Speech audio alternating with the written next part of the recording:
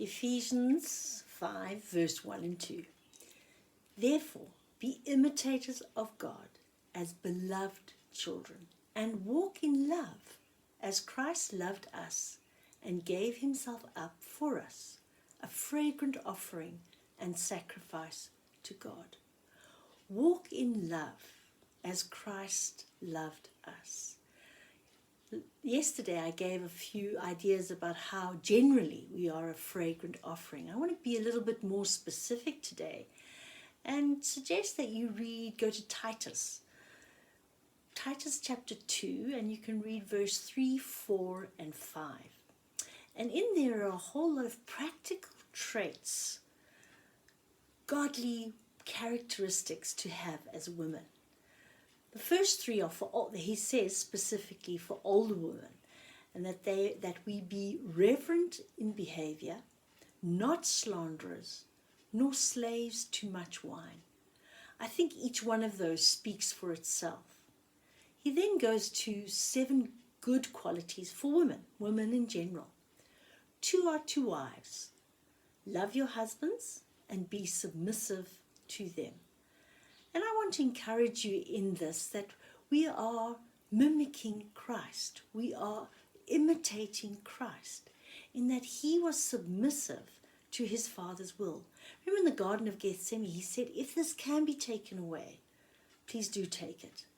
But not your will, but mine.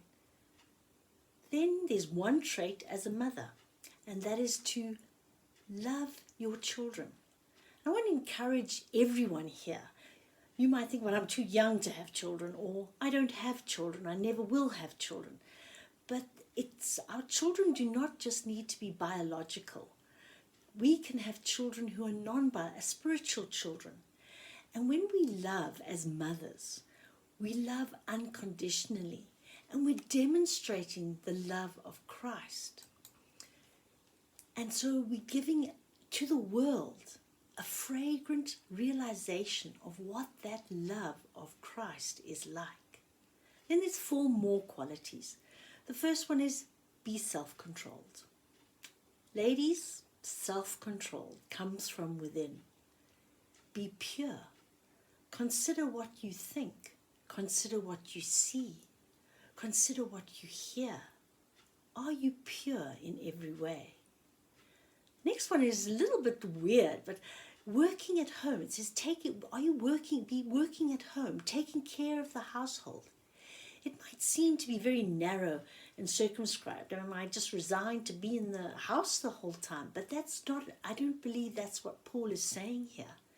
It needs to be read in to the background of written at a time when women, and especially in the Greek home, were secluded. They were not allowed out. They were kept in the privacy of their home. And in that sense, it's very specific. But generally, there's nothing more special than making the place that you live a home, a place where people feel welcome, a place where people feel loved, a place where people want to come back to. That's one of our tasks as women. And then the last one is about being kind and good. I'm always reminded of one of my favorite verses in Proverbs 31 verse 26. And it speaks about the woman who opens her mouth with wisdom, and the law of kindness is on her tongue. Ladies, may all these traits, characteristics, be something that you pursue with God, that you walk in love as Jesus did.